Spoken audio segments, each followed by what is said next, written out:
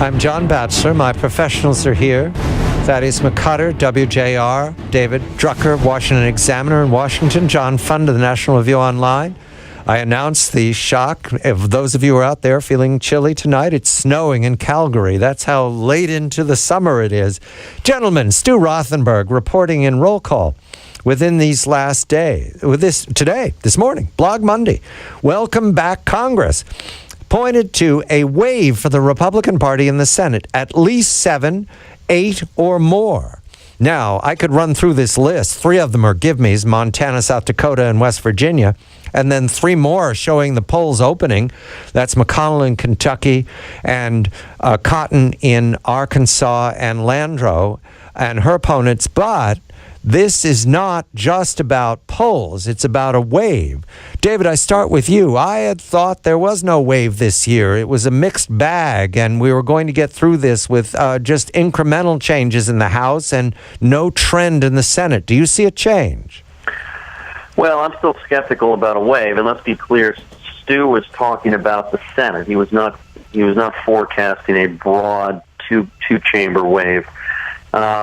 But I have to tell you, having worked for a number of years with Stu Rothenberg at Roll Call and learned from him, he's not prone to hyperventilating. And so, I think that he has concluded that the president's approval ratings are just so low in the states where the Senate is going to be contested that it's just simply not possible for the Democratic candidates, whether incumbents or challengers, mostly incumbents, to run so far out ahead of the president's own approval rating such that they finish first in these contests. So, yeah, if there's anyone that you want to listen to in Washington when it comes to prognostication, Stu Rothenberg is the guy.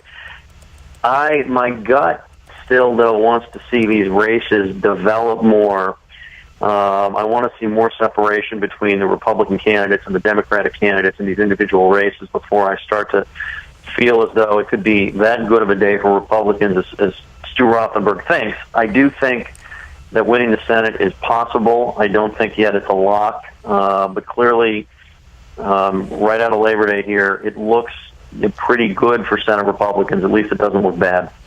Mr. Fund, your response, and by the way, the detail here is that the Republicans need a 6 pickup. I said there are 3 automatics, Montana, South Dakota, and West Virginia. The Democrats are hardly contesting, so that means 3 more. Do you see it, John? Yes, and the reason is one of the iron rules of politics, although nothing in politics is completely solid. One of the most fixed rules in politics is if an incumbent is below 50% consistently during a campaign, they're unlikely to be above 50% on election day because almost all voters already have formed an opinion of him, and they will either stay home if they're undecided or they will vote for the challenger. These Democratic incumbents, Hagan in North Carolina, Pryor in Arkansas, Landrieu in Louisiana, all in the mid-40s. That's not a good place for an incumbent. Incumbents traditionally lose in that situation. Now, I don't think there's going to be a giant wave in the House or in the governorships, but the Senate seats, in a sort of cruel twist of fate, are all concentrated, as David says, in the states where Obama is least popular. That's why the Democrats are so vulnerable, and that's why I believe Rothenberg is right. Thaddeus, you've lived through a wave the other way in 06 and 08. Was there a sign that it was coming at you? Did you know as early as September, or was it a surprise? No, you generally knew. And I think that I agree with David that Stu Rothenberg is probably the best political prognosticator out there. And when he's talking specifically about the Senate and the electoral circumstances going into that third of the chamber that's up, I think that right now that's kind of accurate. Because it's very difficult for the Democrats, being the majority party in the Senate, to make a case as to what they want to continue to do when the public perceives that the leader of their party, the president, has no idea necessarily what he wants to do in the immediate future or let alone the long term. So it's a very hard sell for those individuals to say, give me another 6 years to keep doing X when they don't know what X is, let alone what Y and Z will be. 6 months ago, David, it was supposed to be the Affordable Care Act. That would sink the Senate. And then we had the IRS, the VA. There were other scandals, I'm sure. I'm leaving a few out. And now we have foreign policy. Is it any one of these things that has pulled the Democrats gloomy or all together, or is it just the president and his performance? Well, I think it's a mixture. First of all, I think the Affordable Care Act has been undervalued of late in terms of its significance in putting the Democrats where they are. Don't forget, almost a year ago, the Republicans shut down the government. That you didn't think their party's brand could get any worse. It did. Polling was coming from all sorts of House districts that should be safe, that showed members in danger, and the shutdown ends, and we move immediately to a bad website and a bunch of canceled health care plans.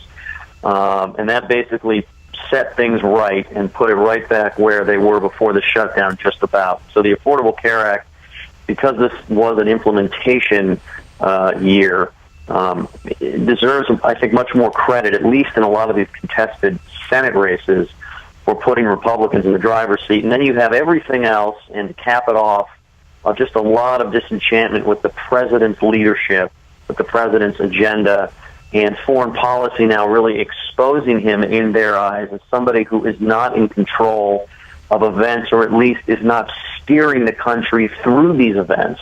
And I think that's why Democrats are where they are. Mr. Fund, do they blame the president the day after the election? Who else is available? Harry Reid, I think, will be dumped, whether or not his party wins the majority or the minority of the Senate. Oh, Chuck Schumer likes to hear that. Well, Chuck Schumer has a long knives out for him. So who will be left standing? I think it will be the president. And the president has not been a very good friend to his political party. Remember, Syria, the disaster over ISIS, and the famous "I don't have a strategy yet," these are not things that inspire public confidence. He has driven his own approval rating down, where he was a genuine political threat to his own party, and they will not forget that easily. Thaddeus, the wave, there's nothing you can do about it as a member of Congress, right? You just you ride it out the best you can with your constituency. You don't speak against the White House. It's like the black swan theory.